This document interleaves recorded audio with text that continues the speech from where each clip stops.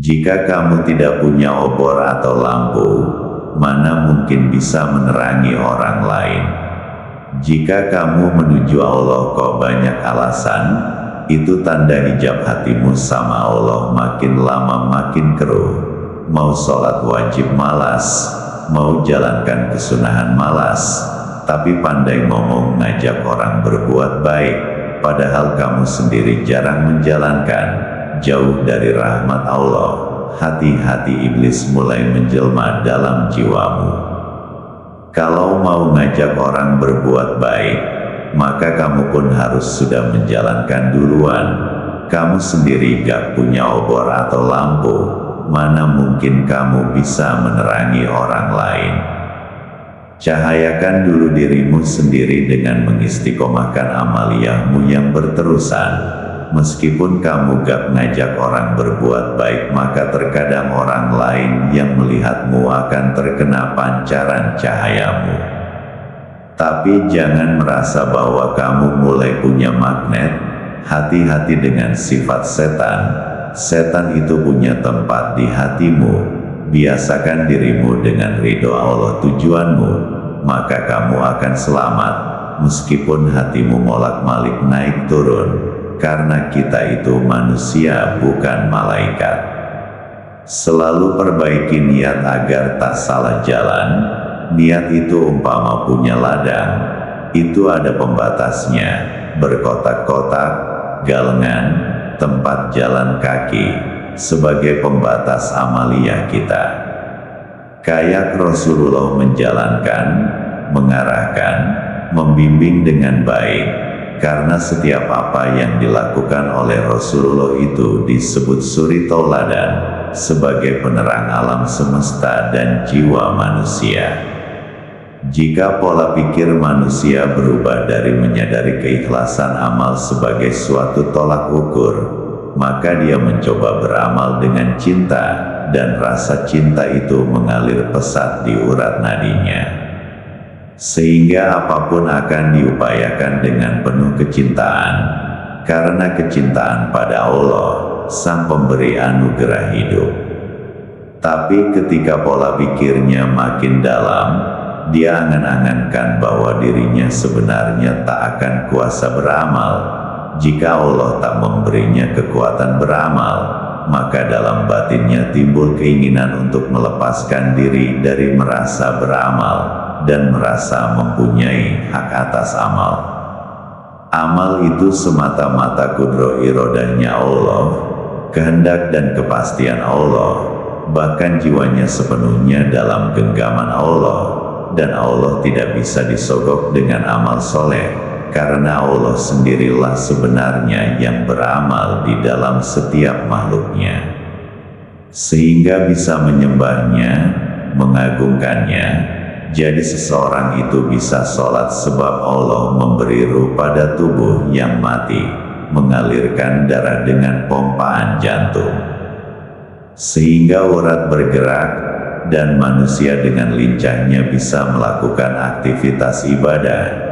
Jika dicermati segenap anggota badan itu sudah dipaket dalam suatu pekerjaan, yang diprogram lewat memori internal manusia, silih berganti mengisi otak.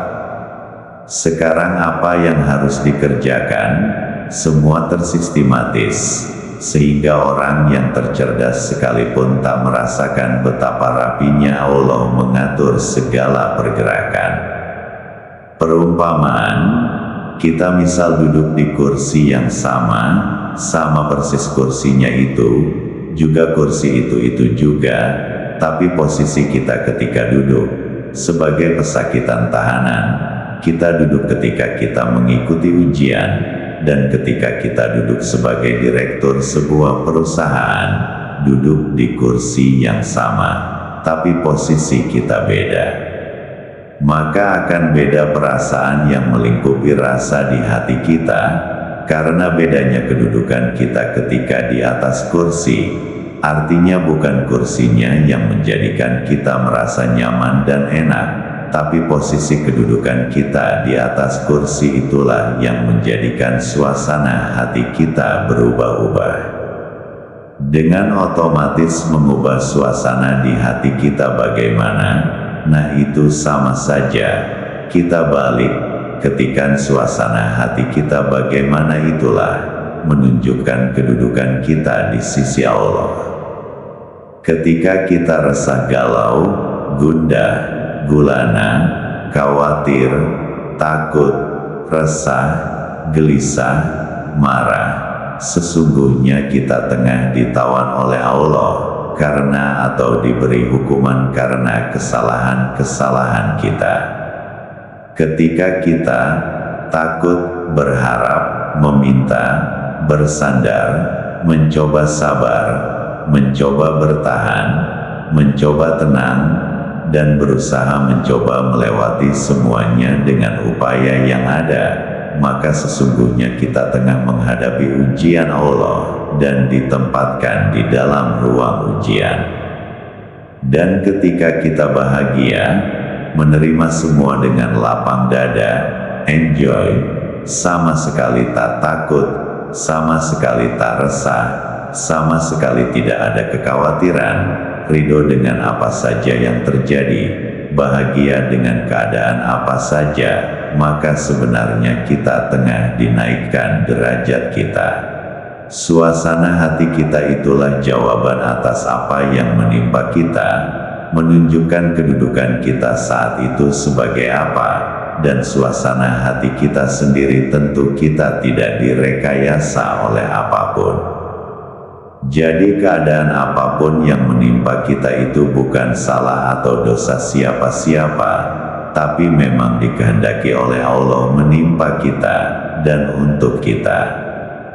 Jika kita menyalahkan orang lain, mungkin nanti akan menyalahkan orang lain juga ketika rambut kita tumbuh cepat atau lambat. Sebagai pribadi, maka tak selayaknya kita memaksakan kehendak atau keyakinan kita kepada orang lain, sekalipun apa yang kita yakini itu telah terbukti kebenarannya. Cukup wa'mur bil urfi wanha 'anil munkar, memerintah kebaikan dan mencegah kemungkaran. Hidayah atau petunjuk itu di tangan Allah. Jika kita telah memaksakan keyakinan diri pada orang lain, maka berarti kita telah berusaha menjadi Tuhan.